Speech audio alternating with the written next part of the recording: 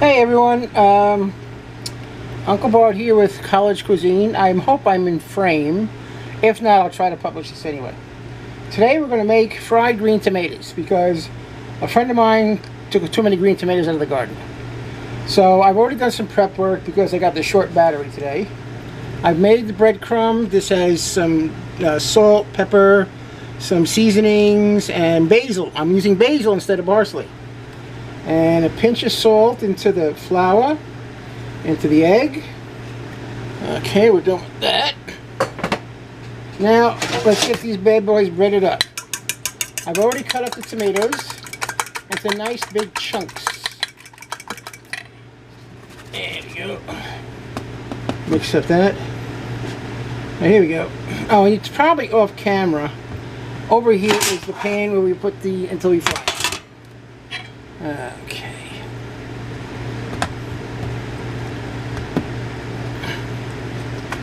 Egg first. I do this because it also takes off some of the excess flour, and that'll kind of gum up the works, so to speak. Sorry for the fat flabby arm. There we go. See? Nice and breaded.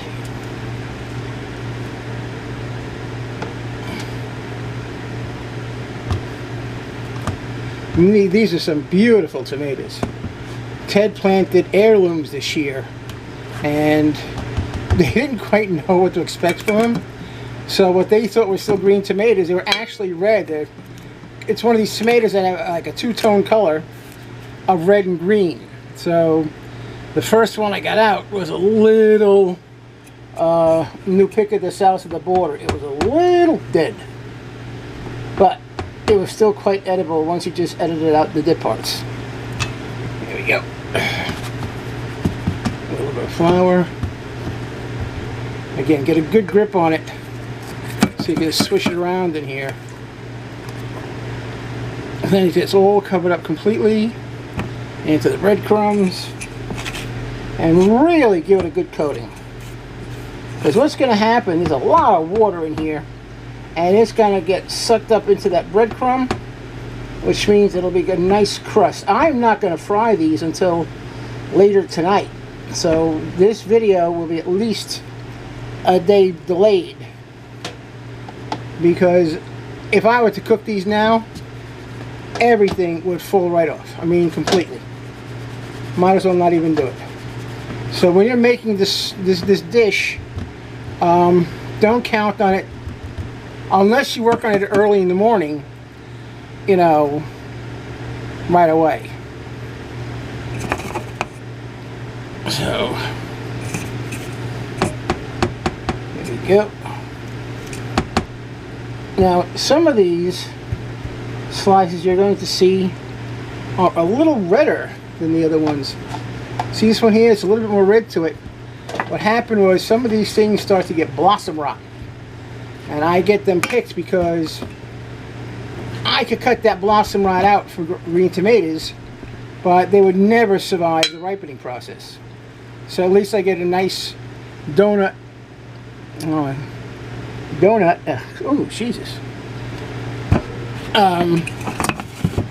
Feel for the fried green tomatoes here.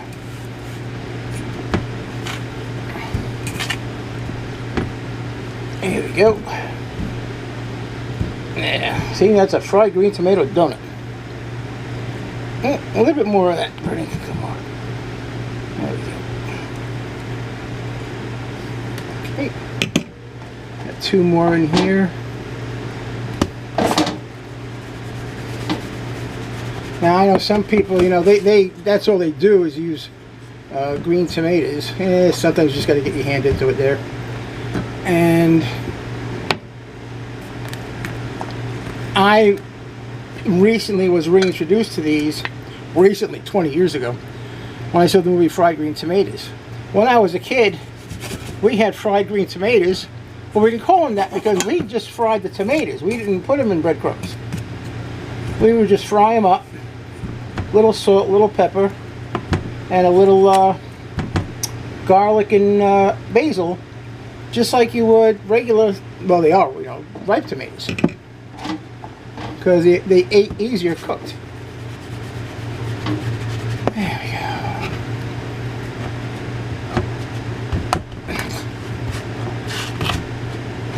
go. This is the last one.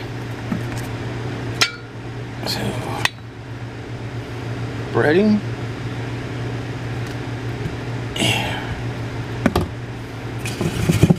And I promise, at the end of this, unlike in the movie, you will not see me with my naked butt running into the ocean like it did Kathy Bates and, what the hell was her name? What the hell was her name? Oh, jeez. We'll see you in a moment. There we go. Whoop. Gotta make a little more room here. Voila. So, you still have two pieces here. These are just to some of the top.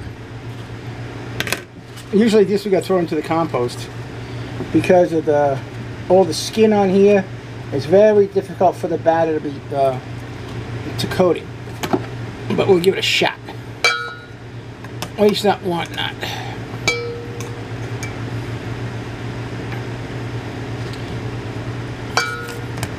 Now the only thing with this dish is, of course, it's very vegetarian, but you can still do it for vegans by using a slurry.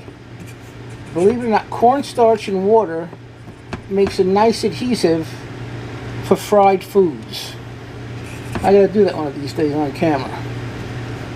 My cousin was a vegan, and so I made stuff like this for her.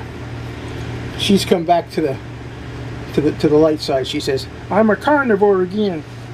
Well, she says with an Italian accent. She's from Italy. Anyway, that's it. Wait a second. I think I got the time here. Let's put all this here. Move everybody down here. And check this out. Here is the coated fried green tomatoes, or tomatoes if you're from Brooklyn, like I am. You put them on a rack so they dry all around. And you leave it out just like this. It's not going to hurt nothing. I have a paper towel set up for, keep the flies off. And then later on today, I'm going to fry these in a couple of speck. And some, believe it or not, I'm going to go ahead and use the extra virgin olive oil, which means it ain't cheap. And hopefully I'll make a little video of that. Not hopefully, I will make a video of that later. In fact, maybe to some of you guys, I'll send you a sneak preview of this whole thing. Anyway. We'll be back. Technically, I would say cut, but my fingers are all full of garbage here, and I'm not going to get my camera dirty, so you're going to watch me clear off my spot here. So here's my olive oil in the Stewart's bowl. There we go. Where is that little bugger? There we go. See, don't you just love seeing this kind of stuff? See, if this were going out live, and believe me, I would love to do that. I kind of miss, Alton Brown does a live show with the missus on YouTube. But he was getting a bit of a potty mouth. And the last episode, they really had to edit it down. I don't know if that was his bosses at Discovery. I was going to use these originally, but they're too big. I don't know if they got on him about that or what, but he didn't have an episode last week. And I curse like a sailor to begin with, but I'm trying to be really behaved. Which I think I've done a remarkably fan job. That beep went so bad. Damn. Well. Now I can shut off the camera. Toodalowski! Oh, God, did I just say that? See you in a bit. Bye. Now this is going to be a lap dissolve.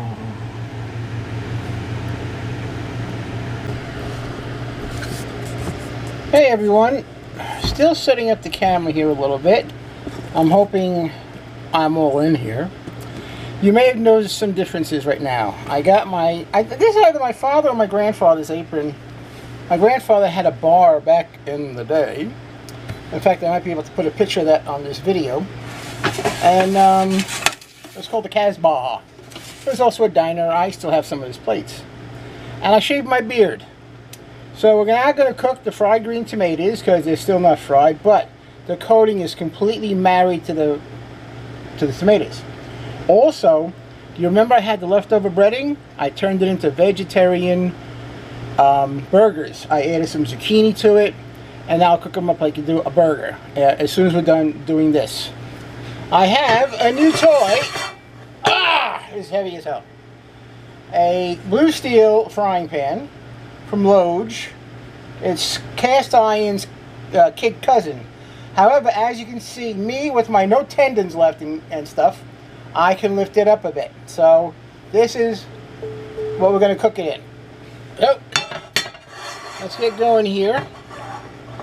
Now, only because of the lousy camera angle, I can't exactly show you both, but I'll see what I can do. So let's get this puppy on. The great thing about cast iron is, there we go. The great thing about cast iron is it really takes a while to heat, but it keeps that heat beautifully. Yeah, let me move this a little bit like this. This is the oil I'm going to use. I'm going to use a 80-20 split of vegetable oil, actually soybean oil and olive oil. You want a little bit of flavor, but let's not blow the budget for fried green tomatoes, if you know what I mean. And then the meatballs. Alrighty. This is one of those times where if we had switch out, or if I started this earlier, but then I wouldn't be able to show you the pan. So, live with it. Now, I forgot to bring my little measuring. Woo, that got hot fast. I lower that down to number 4. Add a little bit of the soybean oil, courtesy of Joanne, because somebody forgot to buy some regular vegetable oil, or in this case soybean oil. It's all the same thing, just, you know, different day. Why in the hell they call soybean oil vegetable oil, I don't know. Same thing with every other oil out there that's not olive.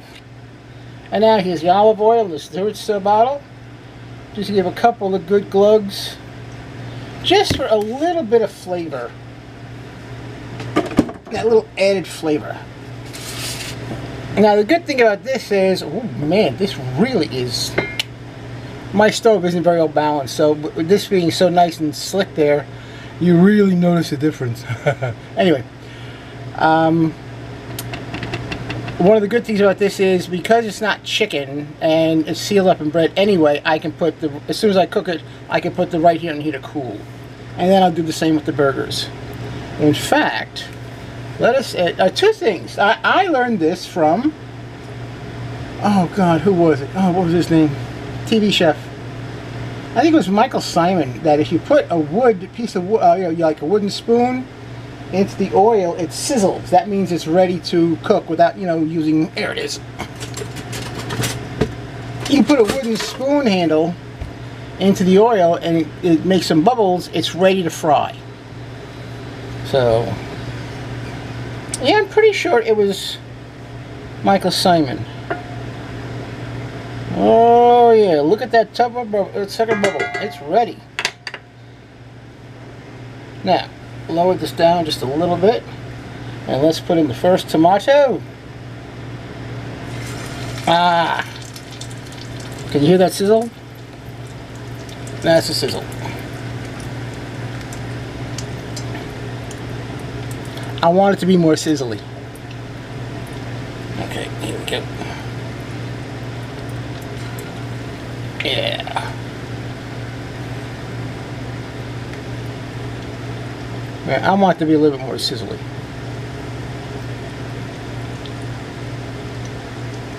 And again, the great thing is, the green tomatoes do not take long to cook. You're really cooking the crust more than you are the tomatoes. Like I said, when I was a kid, I used to just fry up the green tomatoes and eat like that. We never coated them. This is, since I saw, it was with Jessica Tandy and Kathy Bates, that the movie Fried Green Tomatoes. So I repeat, you're not going to see me with my naked butt going into the beach like they did, which, trust me, is something I wish I could unsee. Alrighty. Ah, that's better. That's a good sizzle. There we go. Now, because this stove was a little messed up, so I can only put in 2/3 of the pan with food, because 1/3, plus the fact these are really oddly shaped, so I'm just going to put these in for now, and then I'll turn them over and flip them out. So I could either do a lamp dissolve, pontificate, or just shut the camera off. I do believe I will do a lap dissolve, because me sitting here spouting off my kind of crap, I don't know. I don't think so. I'll be back in a few minutes. Lap dissolve. Okay. While this was frying, I watched a few minutes of the Beast from 20,000 Fathoms. I'm now going to show you how this looks. Check that out. And that's the new frying pan. So, back to here, back to one. You know what I should have done? I should have checked the scene before this and made sure I'm in frame. Oh well. This is cooking up quite nicely indeed. The only thing I'm doing a little bit of is just moving them, even when I do, especially when I fry chicken, I move it about, because that makes the contact with the oil a little bit better. You're moving it so oil gets moved around, the temperature stays a little bit better as far as I'm concerned. So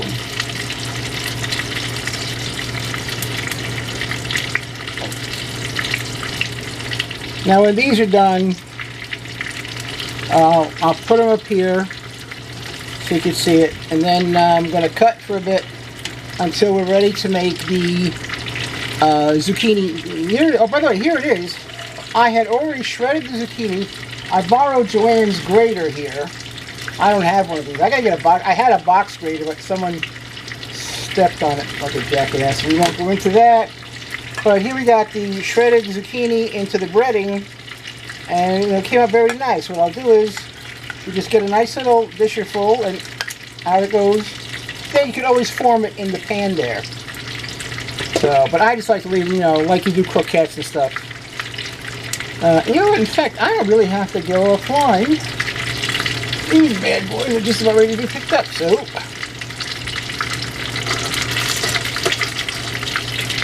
Oh, yes, that's nicely cooked. Look at that. That's nicely cooked. So out comes the first couple of green tomatoes. Or tomatoes.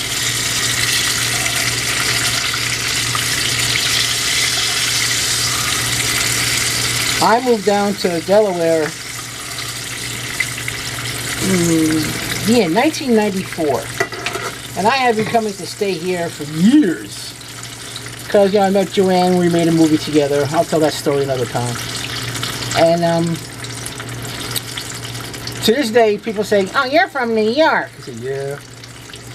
Switch one, I said, "I like a cup of coffee." So, alright, here we go. This, you know what the funny thing it is about fried green tomatoes? You can dip them in tomato sauce. Which, by the way, I will be making later on. Because one of our helpers here is staying, and he requested I make a pizza.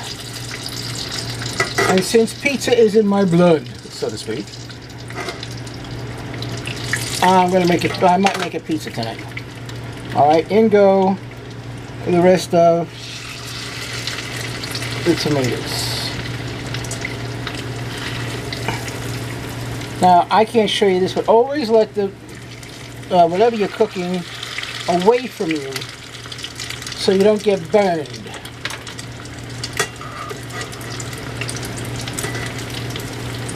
I teach a few people to cook online, especially during this pandemic, Michigas. And that's the one thing I was telling you to do it, and they've been doing really great, tell you guys honest truth. Alright, there we go. They're nice and cooking.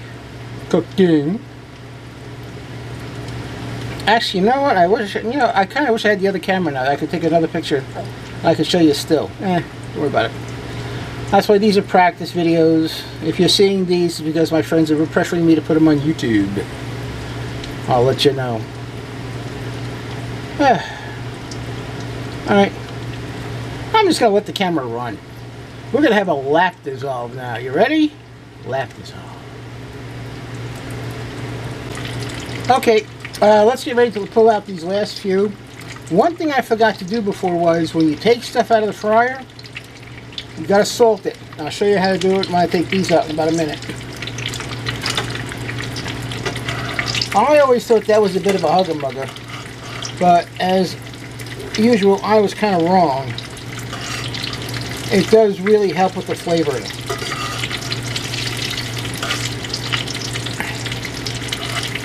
Okay. Here's the first piece pulled out. See, look at how nice that looks. Nice crystallization, the whole works.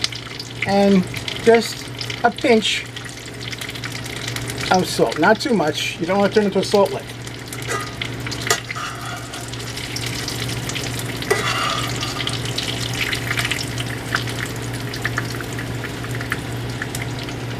Always hold it over the pan so you get as much of the oil back into the pan as you can.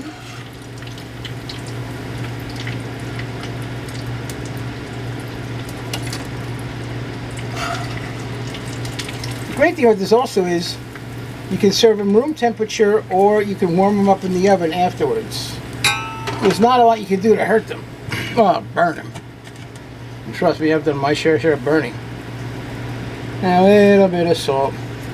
This looks a lot more than it is because salt is very, it reflects light very well. So now that these are done, I'm going to put on my second fryer here. My second, only so I don't have to stretch when I put in the meatballs, burgers rather, or whatever the hell you want to call them.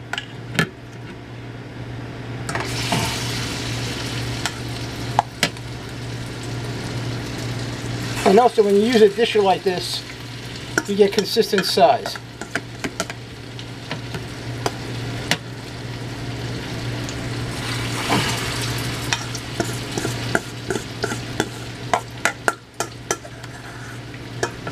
There we go. 4 nice vegetarian burgers. On to the other burner. Shut this off.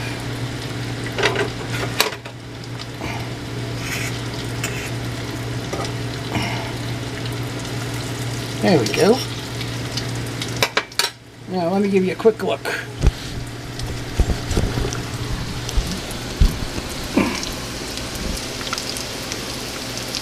How's that? Now that I haven't turned them over yet. When I turn them over, they should look better.